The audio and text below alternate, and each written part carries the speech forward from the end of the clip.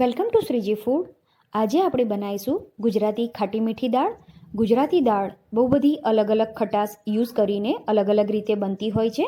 For example લીંબુ, આંબોળિયા, કોકમ, આંબલી અને કાચી કેરી યુઝ કરીને પણ ગુજરાતી દાળ બનાવી શકાય. આજે હું તમને લીંબુવાળી ખાટી મીઠી દાળ બનાવતા શીખવાડવાની છું. તો ચાલો ગુજરાતી લીંબુવાળી દાળ કેવી રીતે બનાવવી એ આપણે જોઈએ. તમને જો મારો વિડીયો પસંદ આવે તો વિડીયોને લાઇક અને શેર કરી મારી ચેનલને સબસ્ક્રાઈબ કરવાનું ના ભૂલશો. મેં આ 100 ગ્રામ તુવેરની દાળ લઈને એને અડધો કલાક પહેલાં પાણીથી ધોઈને પલાળીને રાખી હતી અને પછી એમાં 500 ml પાણી એડ કરીને મીડિયમ ગેસ પર એની 4 વિસલ કરી લીધી છે. તો દાળ સરસ રીતે બફાઈ ગઈ છે.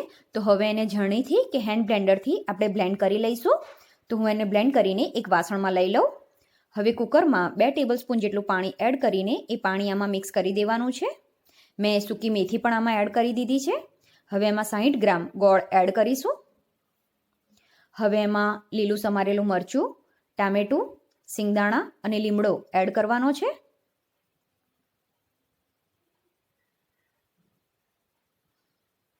હવે આમાં મસાલા કરીએ. સ્વાદ પ્રમાણે મીઠું,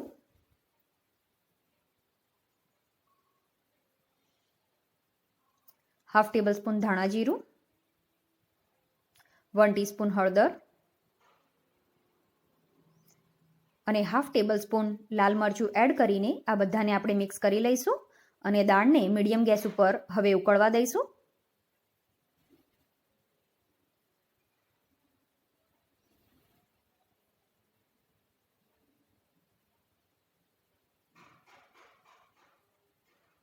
વચ્ચે વચ્ચે એને હલાવતા રહીશું અને કિનારીથી પણ એને મિક્સ કરતા જવાનું. દાળની થિકનેસ તમારે જેવી રાખવી હોય એવી રાખી શકાય. અત્યારે હું મીડિયમ થિક દાળ બનાવું છું. જો પતલી દાળ જોઈતી હોય તો પાણી વધારે એડ કરવાનું.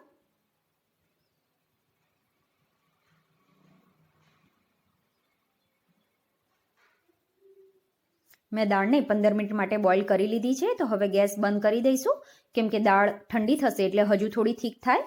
હવે આનો વઘાર કરવા માટે મેં 1 ટેબલસ્પૂન તેલ ગરમ કરવા માટે મૂક્યું છે. એમાં 1 ટીસ્પૂન રાઈ એડ કરીએ. રાઈ થોડી તતડે એટલે એમાં સૂકું લાલ મરચું એડ કરવાનું.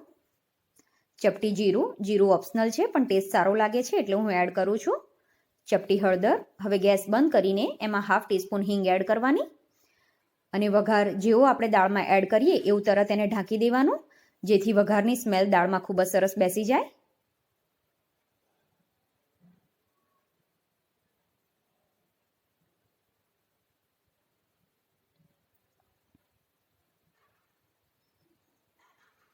એકવાર મિક્સ કરી લઈએ એને. હવે એમાં લીંબુનો રસ એડ કરીએ. એક નાનું લીંબુ યા હાફ ટેબલ સ્પૂન જેટલો લીંબુનો રસ એડ કરવાનો. થોડી સમારેલી કોથમીર એડ કરી દઈશું. દાળને મિક્સ કરીને એક બાઉલમાં લઈ લઈશું. હવે આપણી ગુજરાતી ખાટી મીઠી દાળ સર્વિંગ માટે રેડી છે. ગુજરાતી દાળમાં ખટાશગળ પણ અને મસાલા પરફેક્ટ હોય તો જ ગુજરાતી દાળ ખાવાની મજા આવે. તમારા ઘરમાં જો કોઈ ફંક્શન હોય કે ગેસ્ટ આવવાના હોય અને વધારે ક્વોન્ટિટીમાં તમારે જો દાળ બનાવવાની હોય તો સિમ્પલ તમે જેટલી કોરી જે તુવેરની દાળ લો બાફ્યા વગરની એનાથી અડધા માપની કે અડધાથી થોડો વધારે તમે ગોળ યુઝ કરી શકો.